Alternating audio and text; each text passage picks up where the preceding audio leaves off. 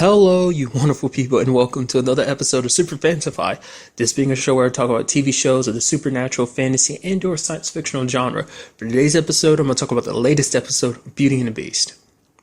So, a really good episode. I like the fact is that we had Vincent, working with Great Owl to be like, okay, like they're hunting the beast, trying to pump them for information. They're not letting anything slip of like who the client is and why they're hunting whatever it is they're hunting, what is it they're exactly hunting. They don't care. It's like, it doesn't matter. We're getting paid $10 million to do this, so who cares? Granted, they said they only had 48 hours because if they don't, basically the client's just going to let it go and probably just get someone else to do it. But very interestingly enough, it's like they know somewhat what they're hunting because they're like, yeah, this thing or whatever, it's not human. It was an experiment by the military. So meaning it's got military training and stuff like that. And they're like stocked up in weapons to take it down. This whole thing ends up, everything ends up spiraling out of control in this episode, which I like. Is the fact is that because we have that reporter Grace being super informed about it, like who I want to know that was a question that was never answered. It's like, who are her sources? Because she got a crap ton of information knowing about Vincent and being connected to some super soldier experiment with the military, his connection to DHS, that he was the one that killed Hale, that this whole thing DHS is trying to keep covered up is the fact is that Hale was killed, that this whole manhunt thing is happening in secret.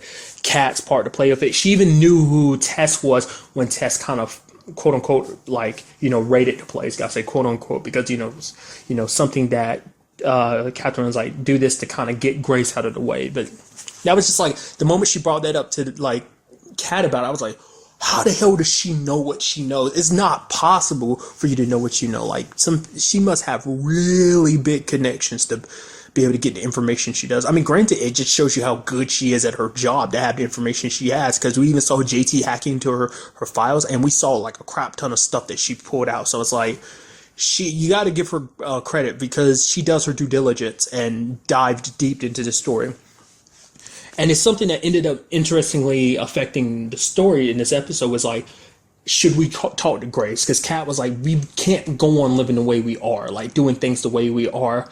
But maybe Grace can help us. Like if we kind of put the narrative in our favor, because if DHS gets to her first or whatever, then it means, they can shift it to be whatever they want to, painting Vincent in a more negative light. But if they put his story out there first, they can, put a more positive spin to it, be like, yes, this is what Vincent is, but that doesn't mean he's in danger to anyone. I mean, it makes you wonder how it would have all played out. I mean, sadly, we ended up finding out what happened to Grace dying, and I was like, did not expect that.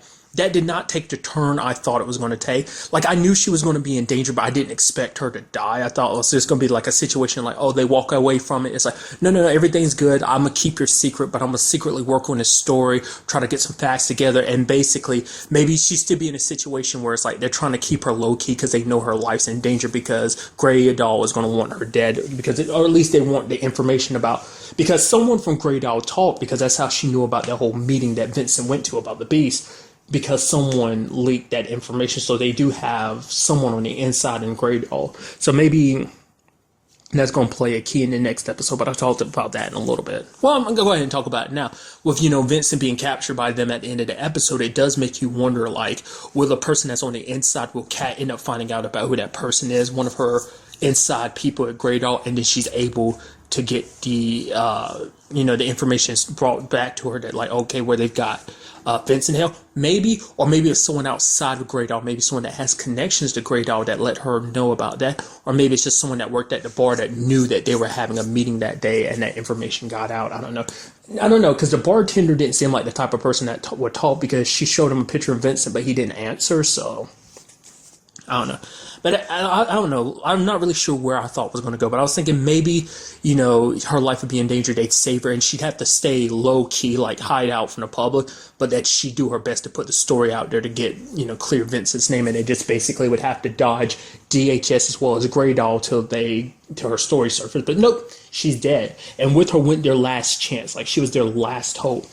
Because what I also liked in this episode is Kat brought Vincent back to reality. He's like, oh, we got to get back our happy ever after, essentially get back to our normal lives. And Kat had to be blunt with him. Our normal lives are done. no matter what, even if we miraculously end up clearing your name, basically getting DHS off your back, catch the clients or whoever is after you, and, with this all being said and done, our lives will never be the same. Like, do you actually think the hospital is going to take you back? Because basically from this point on, they're both going to be stained, because it's like, yeah, the hospital is not going to want you back. Even if your name's clear, it's still a negative connotation attached to you because of, even being implicated as being a quote unquote terrorist and stuff like that. Just the implications are enough to kind of ruin his life. So there's no way the hospital would take him back. Cat can't work with DHS anymore, because when it's all said and done, they were like, yeah, we can't really trust you. Like, you being here in the first place is just kind of very suspicious. And it's just like, we don't realize that we can't really trust you. And there's no way Tess would take her back. Now, well, not that Tess wouldn't take her back. Even if Tess wanted to, she wouldn't be able to hire her because of, that whole situation being a mark against her as well. So basically saying their life would be over. Plus, it wasn't brought up, but, it's still up there in the air. There will always be someone after him because of what he is. To me, the clear-cut answer is you got to find a way to cure Vincent. Like, that was a thing back in season 2. It happened for a while, but, circumstances wouldn't let him stay cured for too long, as you remember. But that's the only way that's ever going to change, is if Vincent's no longer a beast, or they fake his death or something. I don't know. That could either be one of the two ways that the series ends up ending, with either him faking his death or, him getting cured. I mean, with the series being the way it is, because I like it because it provokes that, like, oh, like, their situation is extremely desperate. They're backed into a corner. They don't know what to do. I get the feeling the series is going to have a happy ending, but it's going to take a lot to get there. I mean, who knows? They might pull a twist on you and make it so the series doesn't have a happy ending. I'm pretty sure it's going to have one, but it's going to take a lot to get there. It's like, I have a picture of, like, the happy ending being whatever it is, that they're actually able to be together, not have to worry about anything anymore, and have their family of their own and stuff. But it does make you wonder, what will they have to do to get there? And something else very interesting in this episode was the whole, like, Cat confronting, what's the guy's name from Great All, Kane or Gain? When she basically confronted him and she had the gun pointed to him, like, something went through my mind. I was like, oh crap, is this going to be kind of a Vincent and Hale situation? Even though, like, that's a little bit different. Like, Vincent was kind of out of control. He had the adrenaline pumping in his head. He couldn't focus on hearing Cat. All he heard was kind of the beast inside of him just, raging out, telling him to kill Hale. But I was wondering if it was going to be that situation, because he's up there provoking her, telling her, like, oh, like, when it's all said and done, you're going to have to, explain about this whole situation. Like, you don't want your husband out there being outed for what he is. You don't want DHS to find out what he is. Basically, I'm going to basically let everyone know what he is. In that moment, I was thinking, like, Kat was going to have that struggle, because I brought that up before, and even Tess has brought it up. Well, I brought it up because Tess brought it up. How far is Kat willing to go for Vince? And I was like, is she about to, like, are we about to see how far she's willing to go? Was she about to kill him in, like, cold blood just so he wouldn't be around to talk about Vince's secret? But it's like, no, she put the gun down. I was like, oh. There was a part of my mind that's like, did she put the gun down for a second and then raise it back up and shoot him? But it's like, no. What ended up happening was he pulled a gun on her, so she did kill him out of self-defense. So there was that. So I was actually surprised in that incident, because I was sure she was going to kill him in cold blood, and it would have been it would have led to something interesting, because it's basically like Kat having to deal with the fact that I killed someone in cold blood because I wanted to protect Vincent. Like, Vincent's killed people in the past. Like I said, I don't think that's really ever come. Maybe it has, but I don't remember. Like, has Kat ever killed anyone? Like, Vincent's killed people, to protect Kat, but I don't think it's ever happened the other way around, has it? I mean, as a, cop, I don't think she's ever been like, anytime, if she's ever killed anyone, it's never been like out of cold blood, it's out of, necessity. It's just a kind of a sad situation. Sometimes it's like, to protect someone, you have to, like, especially when that person's putting not just your life, but someone else's life in danger. So, but that does like cross my mind. Has that ever come up before? And I don't think it has, like, her having to kill someone to protect Vincent. So you could argue it happened this time, but even then it was still out of self-defense, because she wasn't trying to kill him. She gave him an opportunity to walk away, essentially, by lowering her gun, but he didn't. Which something I did want to kind of note. The fact is we have Vincent getting captured at the end of the episode, right? Is that because they want to get answers from him? Because they still don't know who the inside person is that leaked the information to Grace about their operation. That, because Kane did release he did send out a message saying like Killer was the beast. So it's like, did they get that? Because there was no signal there, but it looked like it was like a satellite phone or something. So the message most likely got through. But on an off chance it didn't, maybe he's just getting tortured, like he's being captured. I do say tortured because I saw a little bit of the next episode because it looked like they're going to pump him for information. So I don't know whether they're trying to pump information to find out whether he's a traitor or not, or do they actually know he's a beast because they got the message? I don't know if the message. I don't know. We saw the message on his phone, but did he actually send it out, or was did he think it got sent, but it didn't? I don't know. That's as far as we saw into that situation. And then Vincent turning himself in because, like, this is the only way they can get close to the person who's after him. And also in this episode, we have, like, Tess. Tess being backed into a corner because of the whole Grace thing. Basically having to decide, like, because she brought it up to the guy she's dating, the district attorney. No, the ADA. Or is he the district attorney, or is he an assistant district attorney? I'm pretty sure he's at ADA, isn't it? Maybe he's a DA. Nevertheless, her new quote-unquote boyfriend, which I was completely wrong last episode. She totally is dating him now. I thought JT got the wrong impression. She wanted to explain things, kind of break it down for him to ease it a little bit, but it's like, no, JT was totally right. He had the right impressions last episode, so I was an idiot for reading that situation completely wrong. It was a date. And they are kind of dating. And she kind of brought up the hypothetical because the whole Grace situation kind of brought it in perspective for her. It's like now my name is possibly being dragged out into the light. Basically, JT's trying to keep her out of it. She said they all came to the conclusion of keeping her in the dark about things. The less she knows, the less she's involved. But she's like, you gotta get Kat here to explain that DHS had me raid that place because I didn't really have probable cause or a warrant to raid that place like I did. Basically, it was going to throw her in the limelight, kind of basically besmirch her name, and she was going to have to answer for a lot of the kind of stuff she does, especially considering the fact that Grace was going to run the story and be like, oh, you're connected to Keller and his wife, essentially.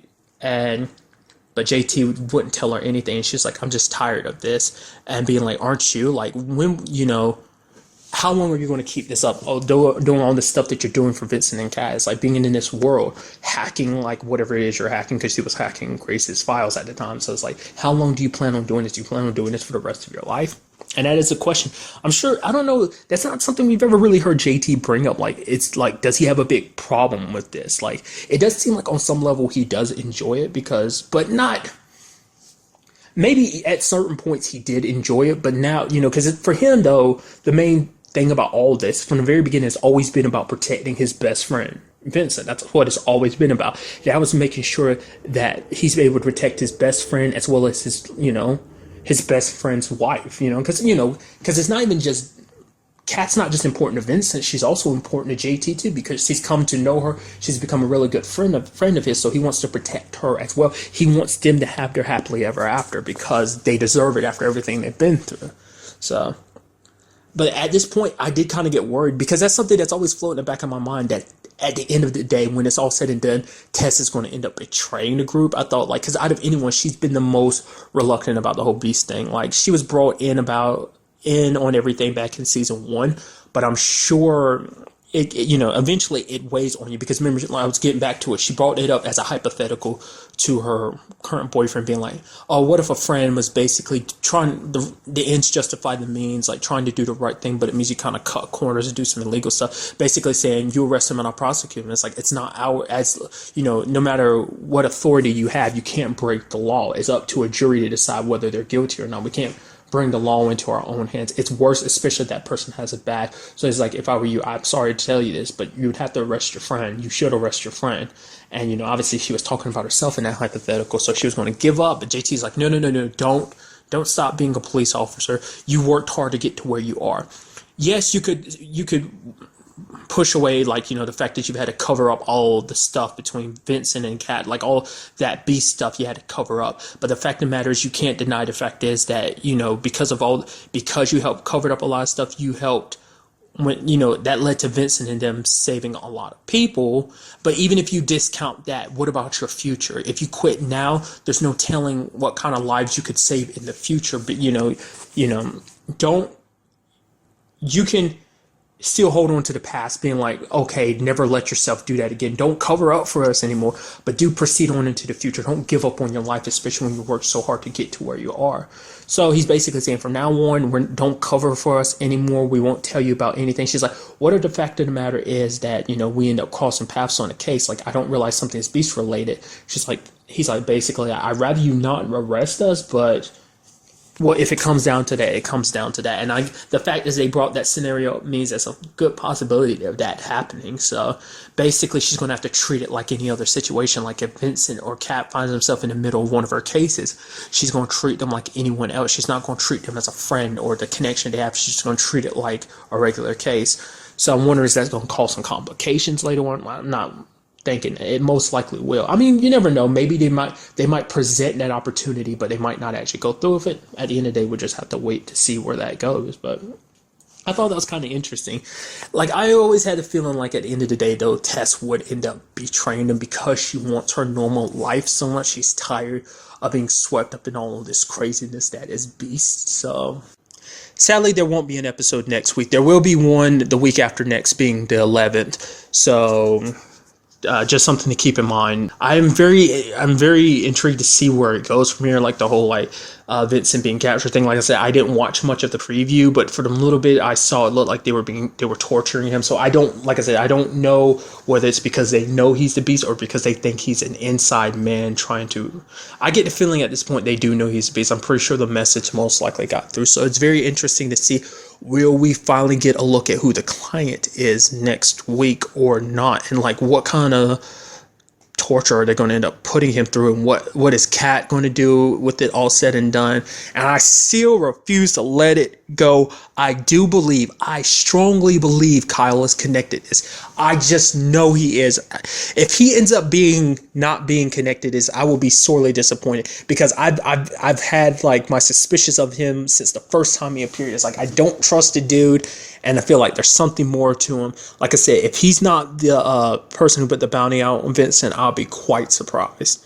So, but really, that's all I want to talk about in this episode. Till the next time we meet, be happy, be safe, live life to the fullest, and enjoy it. Good day and goodbye.